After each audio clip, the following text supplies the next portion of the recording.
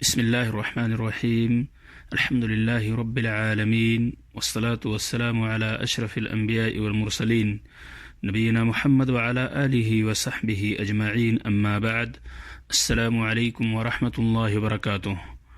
قابل احترام سامعین، آج کے اس درس میں 40 نوویہ کی 23ویں حدیث، اس کا ترجمہ اور اس سے مستنبط فوائد و احکام ذکر کیے جائیں گے. کچھ فوائد و احکام انشاءاللہ دوسری قسط میں بھی ذکر کیے جائیں گے.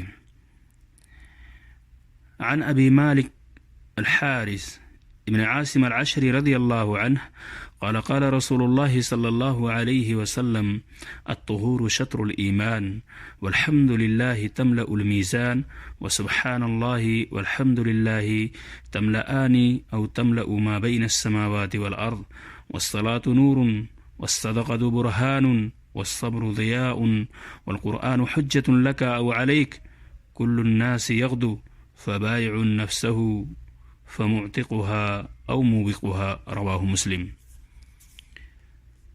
معزز سامعین، اس حدیث کا ترجمہ سماعت فرمائیے.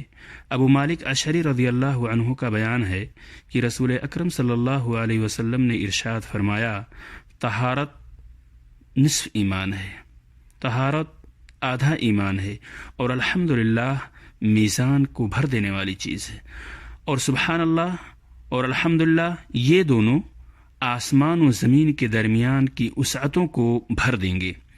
نماز نور ہے، روشنی ہے، صدقہ دلیل ہے، صبر روشنی ہے، قرآن حجت ہے تیرے حق میں یا تیرے خلاف. والقرآن حجت لک او علیک، قرآن حجت ہے تیرے حق میں یا تیرے خلاف. ہر شخص صبح کرتا ہے تو اپنے نفس کو بیچ کر یا آزاد کر لیتا ہے یا پھر ہلاک کر لیتا ہے.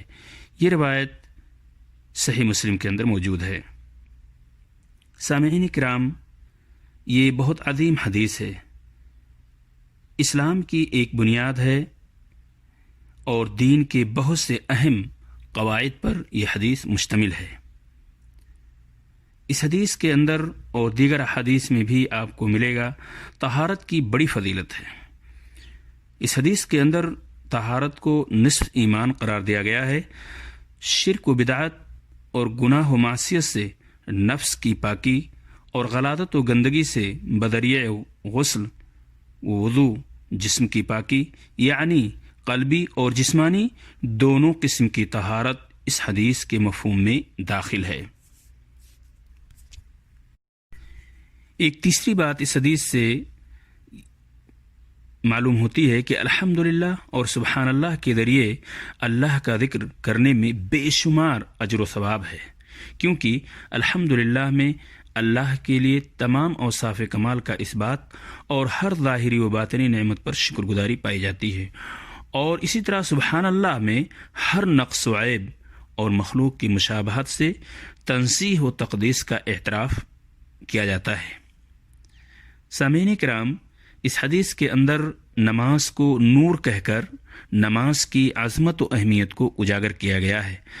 نماز کے ذریعے دل میں نور پیدا ہوتا ہے، چہرے پر نور ہوتا ہے، قبر اور حشر و نشر میں نور ہوگا، پلسرات پر نور ہوگا. نبی اکرم صلی اللہ علیہ وسلم کا فرمان مسند امام احمد کے اندر موجود ہے.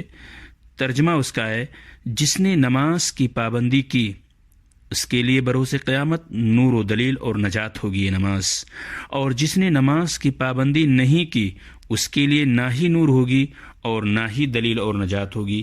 یہ روایت مسند احمد کے اندر موجود ہے. اس حدیث کے اندر ایک چیز یہ بھی معلوم ہوتی ہے اور اس حدیث کے اندر ذکر کی گئی ہے، برضا بخوشی رغبت کے ساتھ صدقہ و خیرات کرنا برہان ہے، یعنی صدقہ دینے والے کے ایمان کی صداقت پر دلیل و برہان ہے، کیونکہ اس نے اپنے رب کی رضا جوئی و خوشنودی کے لیے اپنا محبوب مال خرچ کیا ہے. اس میں فرض زکوٰۃ بھی داخل ہے اور نفلی صدقات و خیرات بھی شامل ہیں. صدقہ و خیرات کی فضیلت میں بکثرت احادیث وارد ہوئی ہیں، ایک حدیث میں ہے جو بخاری اور مسلم کے اندر بھی موجود ہے،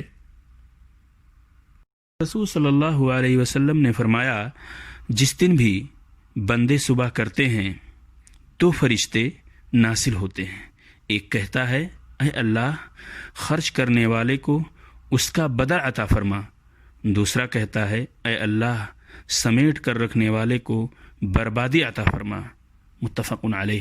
یہ روایت بخاری اور مسلم کے اندر موجود ہے۔ اللہ تبارک تعالیٰ سے دعا ہے کہ اللہ تعالیٰ ہم سب کو ہمارے اور آپ کے ایمان کے اندر مضبوطی عطا فرمائے اور اس حدیث کے اندر موجود چیزوں پر عمل کرنے کی توفیق عطا فرمائے۔ انشاءاللہ آنے والی قسط میں صبر سے متعلق اس کی اقسام اور کچھ اور مستنبط اس حدیث سے مسائل و احکام کا تذکرہ کیا جائے گا۔ السلام علیکم ورحمۃ اللہ وبرکاتہ۔